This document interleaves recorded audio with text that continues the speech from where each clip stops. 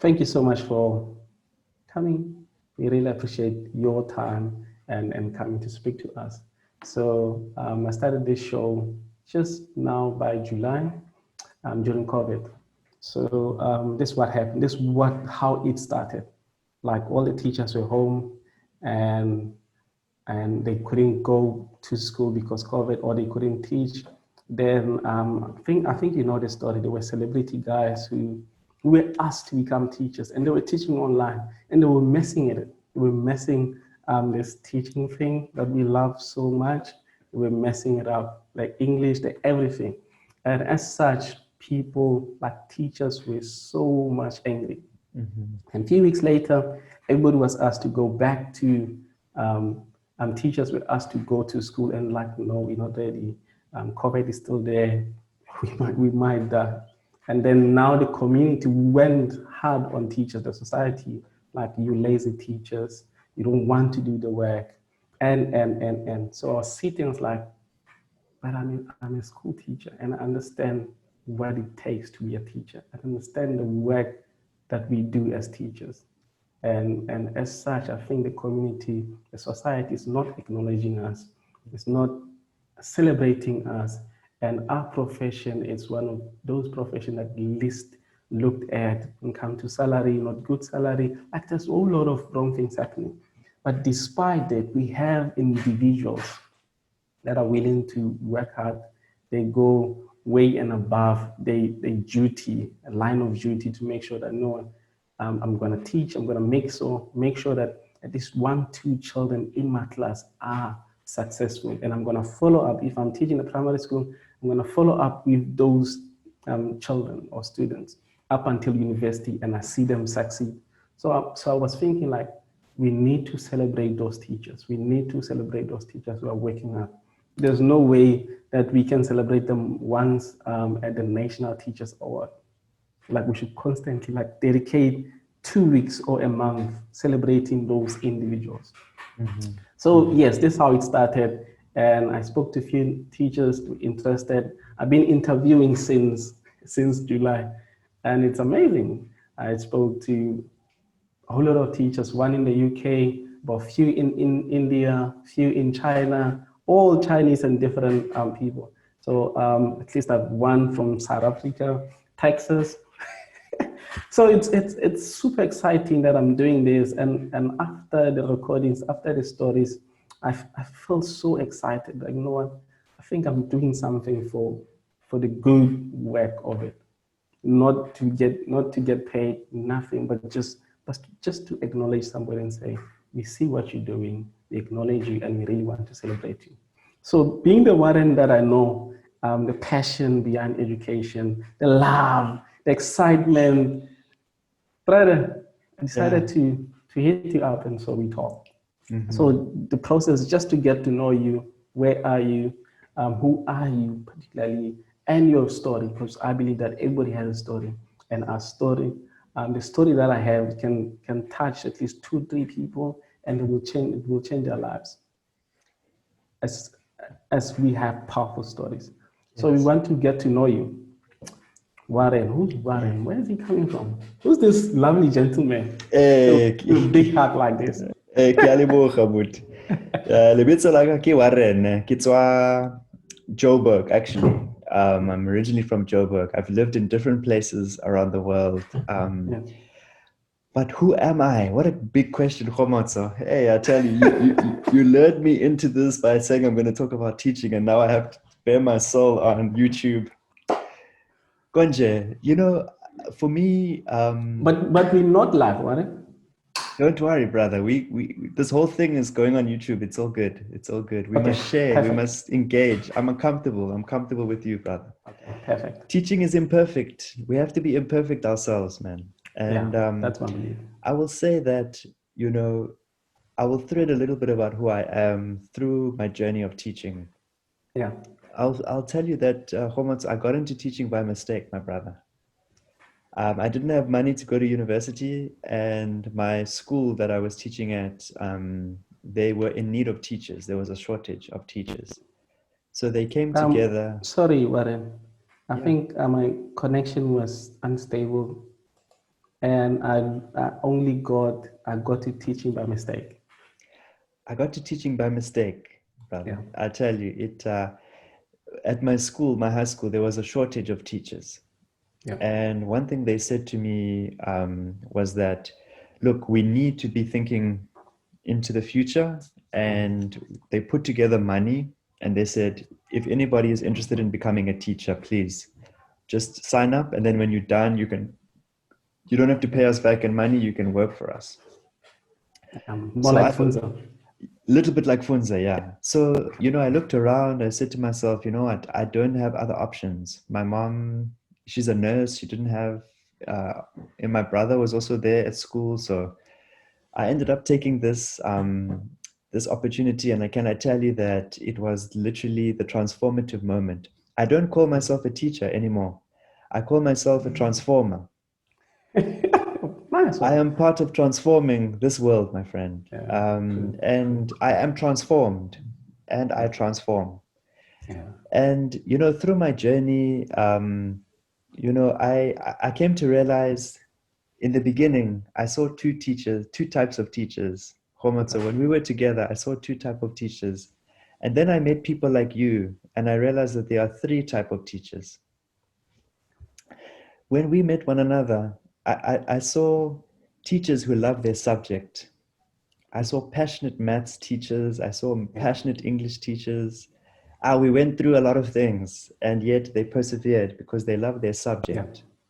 But they didn't necessarily love their children. And that's the second group of teachers that I encountered. There were people, for me, I was a Zulu teacher and I was an English teacher, but I was average. I'm not a good, I won't tell you that I'm a good teacher, but I'll tell you that I love those children, those students with everything. That they get the subject knowledge by mistake sometimes. But they leave replenished in their spirits and their hearts, their motivation. They, and that for me is the kind of teacher I am. I don't tell my boss or anything like that because they hired me because they think I can do the job. But then, Khomotso, I went into teaching in South Africa, and I began to see, especially as a white person, I began to understand education in a social context. I began to understand that the way I went to school as a white person was very different from the way in which many other South Africans experienced education. And, I had the opportunity to teach in Kwena, in the rural areas of Mpumalanga. And I got there and I understood for a moment, I understood. Well, let me begin by my misunderstanding. I get there to this environment. I get there to this environment, and the first thing I think about is, oh, you know what? If I just teach these young learners, everything will be fine. So I'm going to teach them the best that I can. And I came with my own idea of what teaching and learning was all about. I came with the idea that I am the teacher and they are the learners. And anytime things went wrong, it was because they did not want to learn what I had to teach them. And I was a complete failure. I was a complete failure. Until I began to understand that they must teach me how to teach them. I need to be a learner. They need to be a teacher. And once we began to have that relationship, I can tell you I feel that I learned more than them, and they don't realize how much they taught me about how to teach them. I understood what teaching in essence was about. It was not just organized and systematic learning, as they say. It was not just depositing knowledge. It was a relationship that began to be formed. It was a relationship yeah. that began to be formed. So I want to get now to the third type of teacher, Khomonso. I'm sorry, I know I'm talking a lot. I know you asked the It's question. fine. You have to speak a lot so I can get your story. But what I began to understand, Khomonso, is that there were limitations to the effort that all of us as a school were putting in. There was a limitation to the effort that all these learners were putting in, because the structure of our society was designed in such a way that the education, it doesn't matter how much education these young people acquired, it doesn't matter how great they were, it was designed in a way that only a few of them would succeed. It was designed in such a way that they had to fight amongst themselves for small advances amongst themselves. And so I began to understand, after reading the work of Paulo Freire, Pedagogy of the Oppressed, I began to understand that my job as a teacher is to work in the classroom, but also to work for the liberation of myself and work in alignment with my students, my learners. I am theirs and they are mine, in solidarity with them to transform the environment, the context. And that is when we become human beings. I realized I was taught to teach as if they are objects, that the students are just passive individuals. And the more they imitate me, the more successful they become. And what I had to learn was that knowledge must be critically thought about. It must be not only consumed, but it must be engaged with critically. And when we start to do that, that is when we begin to humanize all of us, when we begin to think about that. So that's why I don't necessarily talk about teachers, because I think teachers are part of the problem of perpetuating injustice in society. But transformers, teaching for transformation, is the type of teaching that begins to talk about power, begins to talk about knowledge, begins to think about what it means to be an African and live that. So that's my short answer to your short question, my brother. Yeah, that was very short, eh? Too short. That's powerful, Warren. That's powerful. I like the way there are flights here. So wait a few seconds. Okay. I like the way you're breaking down the three types of teachers. And as you speak, like I get the picture. From the first school I worked at in the township. And like when you say this teacher, I would see a face of that teacher. Like this person was doing exactly this, and this person was doing this. And I think if we go into, we're just going to go in and out of the questions. If we go into the system, the government system, and how education is structured, I think it's structured in a way that, as you've mentioned, that the teacher, the ones who has knowledge, and they just impart, and the guy should collect knowledge and run with it. So I think I don't know. You said as well that we shouldn't. You don't see teachers as teachers, or you don't address them as teachers. You address them as transformers. So I'm thinking where to begin. Should we begin to say, let's focus on transformers? Then after transformers, we go back to the curriculum or to the system. Where to begin? For me, everybody has a locus of control. Yeah. Everybody has a circle of influence around them in which they can impact the world. If we are expecting our students, our learners, our colleagues to live in a way that is socially just, we have to give them the sense of what actions they can take around themselves first. So if we have these visions for our learners, we have to have these same visions for ourselves. And one of the key things that I think is critical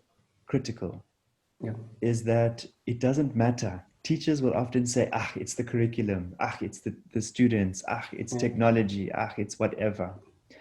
But the question I always ask them is that if this was your child, and somebody said to you, this child, and your child was blind, you would spend the whole night making sure that child could read Braille. You would find a way, you would be creative, you would not give up. But yet we give up on other people's children very easily. We don't have that same sense of dedication because they're not ours. Oh, the mom or the dad or whoever must teach them, right? Yeah. But let me peel back one more very important piece. That it's not what we learn today will be irrelevant tomorrow. That's true. But how we think about today will shape tomorrow. True. What we are advancing is not knowledge itself. It's the lens. It's the lens of analyzing and making sense of the world around us, and then acting on it. Yeah. So part of that, let me sort of think about, for me, Ubuntu is not a passive thing. It is an active framework of liberation. It asks us to think about learning in our heads, in our hearts, in our spirits, in our bodies, in our present, in our past, and our future at the same time. To think about our ancestors, to think about when somebody says sawubona, they're not saying I see you only. Yeah. The person says ngikhona. They're not just saying I am here. Yeah. They're saying ukuthi I am here. My essence, my being, my history, everything is here with you in this moment. But when we talk about education, we neglect that. We don't talk about that. We don't integrate that into our pedagogy. We don't integrate that into our learning.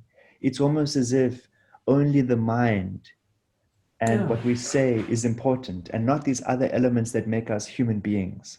And that is what being an African is about, being multidimensional in the way that we think and learn. Yeah.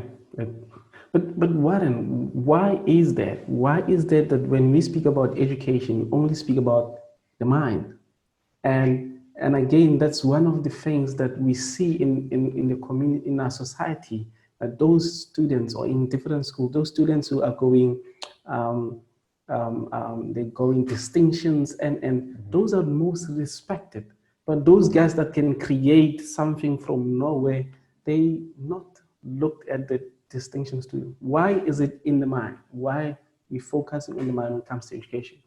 Not being broad and say, let's go as Ubuntu.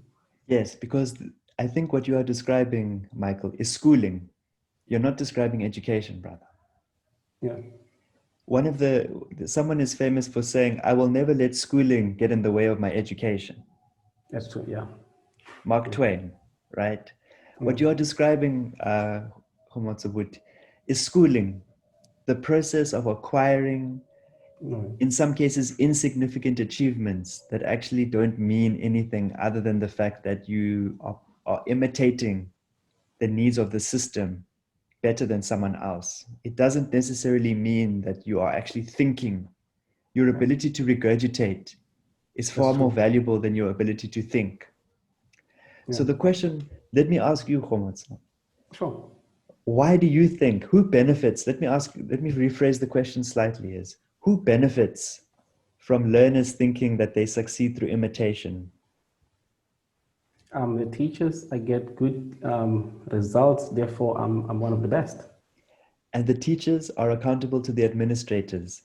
The administrators are accountable to the politicians, and the politicians are accountable to industry, and industry is accountable to profit. It makes sense. It makes sense. Yeah. For profit to maintain itself, it requires a government that will set policies and systems that will keep it in place, right? Yeah. That requires a schooling system that requires labor, and labor requires somebody to regurgitate and be a machine in the system, right? So what we have to do as teachers is flip that. True. Flip that. to reward those that disrupt the classroom, to reward those that give us a different perspective. I'm not saying disrupt for disruption, but if someone's disrupting something that will create a deeper conversation in the classroom, a deeper learning opportunity in the classroom or in the school, that is healthy disruption, that is good trouble. But if we are only rewarding those that can regurgitate, we are creating a false sense of humanity for all of us. We keeping up with the prophets and produce. Yeah. I think I had this conversation with Lesang, I think last night or 2 nights ago, that like more in most schools, the way we teach, we're teaching like it's in the production line. Maybe in the fort, like you come to painting, they put engine, wheels, windows, you finish, then they drive. And it's not like that. It's not like that. We create. But then, Warren, how do we then get those teachers who are willing to disrupt, positively so, to reward them? And how do we not reward, to encourage them? Because I work in a school, Warren. I work in a school. In my school, 1, 2 is expected. And as such, if I go the other way, I might not get the results that I expected from me. And in that case, my job will be on the line. How do we then get those teachers to prepare our kids full on for their future positions, for their future lives, not just for now? So there are two key strategies I can share. There are many. Yeah. I'm going to share the work of Gloria Ladson-Billings. She wrote a book called The Dream Keepers. Yeah. And the work of Lisa Delpit, who wrote a book called Other People's Children. Sure. Okay. So there are two things that I tell teachers. And part of my, for some context, part of my life story is being an adjunct professor and teaching pre-service teachers. Okay, so this is the same question they would ask me. This is the answer I would give them.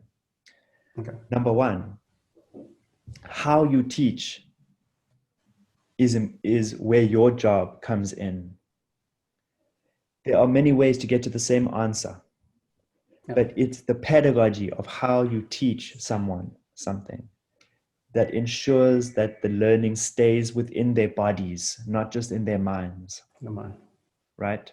Yeah. So what I say to teachers is make sure that your students pass the test. Okay. But don't make them test takers. Yeah. Don't make them think that that's what education is about, because it's not. So find those opportunities to make that content come alive. Spread their awareness that the test is not an indication of the only way to do something, the only way to get to that answer. So I teach them that so one strategy is to teach them at least 3 different ways of getting to the same answer. Okay. Yeah. Right? 3 different ways or 2 different ways of getting to the same conclusion so that they can understand that there's more than one, right? That's the first thing. The second thing is teach the students the hidden rules of the dominant culture. This is Lisa Delpit. Yeah. Teach the student the fact that those tests are based on assumptions about them. Yeah. The test is created with somebody in mind. Most of the time, that person looks like me, Khomatso. Sure. But it's given to somebody, and if I may be so bold as to say, that looks like you, Khomatso. True. So it's almost like I'm expecting, as a teacher, I'm expecting you to know everything about me. But when I take the test, everything in the test, I don't have to shift anything in my mind. I don't need double consciousness. I can just go in there and take the test. So as a teacher, you need to bridge that gap for the student, to teach them the hidden rules of culture embedded in there. At the same time, you need to affirm their culture, their language. Yeah. their identity. Sure. The deeper you can deepen their identity. This is the key thing here. Let me make this concrete if I can, Khomatso. Sure.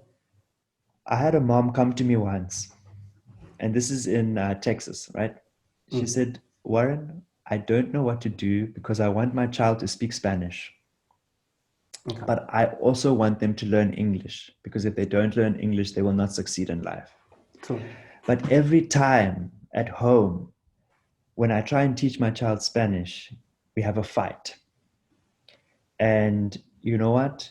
They've begun to only speak English to me. I speak Spanish to them. They understand me. They reply to me in English, and I don't know what to do.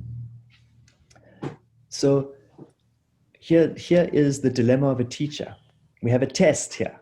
Okay. Yeah. So here's what I told this lady. Do you understand that language is connected to culture? Sure. You cannot understand a language unless you understand a culture that the language is embedded in. So how are you celebrating the culture? How are you celebrating your own culture in your house? How are you making your culture something that is embedded inside the child? Because once the culture is embedded inside the child, the language has something to connect itself to. True. English, they are embedded in a dominant white culture, and they have so many words to connect to the different things around them. In your home, you have to create those spaces. And secondly, and something I said to the mom is, do not it's funny, you reprimand your child when they make mistakes in English, but you praise them when they make mistakes in Spanish. Excuse me, opposite way around. You reprimand them when they make mistakes in Spanish, but you praise them when they make mistakes in English. What message are you sharing with them deep down about themselves? Yeah, that's true. Right? Yeah. So as teachers, we have to do the same thing. We have to embed the love for culture, the love for who they are as human beings, and then help them make those connections to the dominant culture so that they can live in both worlds successfully. Yeah. Since you've touched on, I'm learning, Martin. Learning so much. So much. Charlie, thank you so much. Since you've touched on identity, now let's come back to Africa. What's your take about African education, the status, and what's happening, like generally so? You can go wherever, however, your take on African education. This is funny, and there's a book I want to send to you, Michael. And in fact, when I'm in Accra with you and we're sitting together, we will talk about this book. Sure. It's called "I See the World Like This from Here." And Kopano Ratele says, I remember, when we talk about African education and we talk about education, it's almost like African education is separate. So I want to begin the answer to your question, Khomatso, by saying that because I'm an African, I do not talk about African education, I talk about education. Sure. Because we don't talk about American and European education as American and European education. We call that education, and what we do is African education. No, we are education. The second thing is that I think that at a fundamental level, African education is healthy. African education is thriving. African education is evolving. It's grappling with the context that we find ourselves in. Yeah. However, the challenge is when it comes, and again, it comes into contact with schooling. Sure. Yeah. Schooling is a completely different thing to African education. The schooling piece is, I think, a very, very strong battle for us as Africans. Yeah. Because we learn differently. We have different ways of seeing the world. And yet we are trying to develop a missionary / industrial / Western form of education, and we're valuing that. over our own indigenous, our own ways of being and doing. Okay. We have to grapple with those realities. Okay. True. But I think the key thing, and for me, this book that I'm working on at the moment, it's called Unlearning My Education. Sure. And it applies Ubuntu to my schooling. It applies the principles of Ubuntu to my schooling.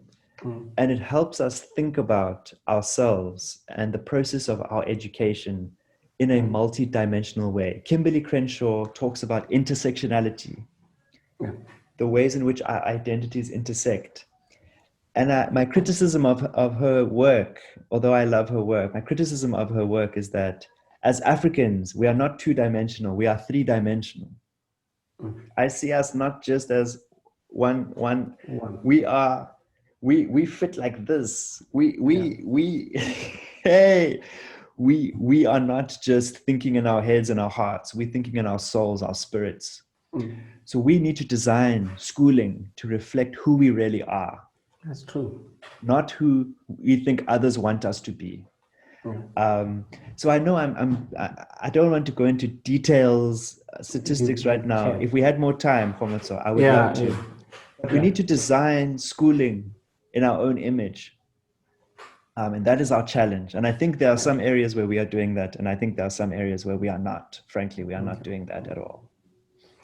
Okay, so would I be right to say, for the fact that the school is not designed in our own image in Africa, this is why when we speak about Africa, about education in Africa, then we give it Africa, then we give it as a name and setting. Would I be right to say that? Yes.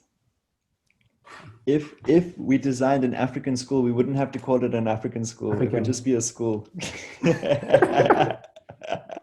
But we add African to it because we're saying African for our education and schooling for the schooling part. And in the middle is that tension that teachers can use their transformative energy to transform those spaces. So I see teachers in the middle of that. That's true. That's true. Yeah. Warren, since you're working with the upcoming young teachers, what message do you have for them? Like those young, aspiring young teachers, we know the challenges that we have as teachers, especially when you go to a government school, public school, a lot of challenges. Message for them. Number one, read Pedagogy of the Oppressed, Paulo Freire. Yeah. Educate yourself on the social context of education. Yeah. Number two, understand that you need to die in order to live. What do I mean by this? We need a continual process of letting go of things that we hold dear to ourselves in order to come back into the process of bringing our full selves to this learning experience. There are things that Khomotso and I learned at university that we had to unlearn.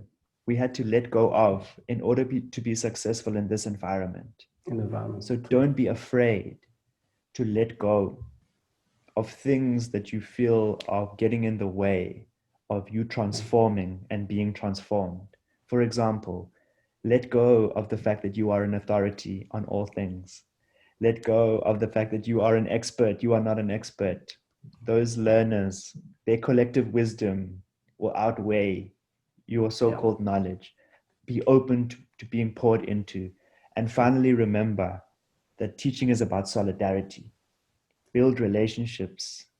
When we talked about change, it can only happen with and not for, with your students, with your colleagues, with people.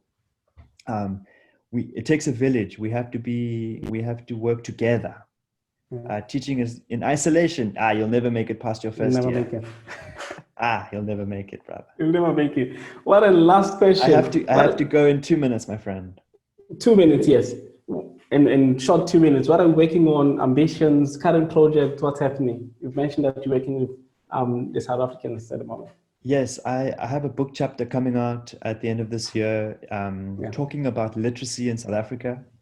Sure. I have a book coming out next year called Unlearning My Education. Awesome. But most importantly, I am trying to just really understand the world that I live in. So I'm trying to get to know people in my community, in my neighborhood. So my goal for this next year is to build relationships in my community. I've just moved here, I'm new. So that's my project, just being open and learning and connecting with people, and hopefully opportunities and experiences will come out of that. Okay. Okay. Dr. Warren, thank you so much for coming in and talk to us. We've learned from you, Dr. Warren, so much inspired. So once we're done, you will send me the recording. I'll go through and learn again and get the books, because I'm going to read those books. And once I'm done, I'm going to write a storyline for you, then create a video so we can celebrate you. Thank you so much. Sounds good, my brother. Sharp. Sharp. Thank you so much. Sharp with it.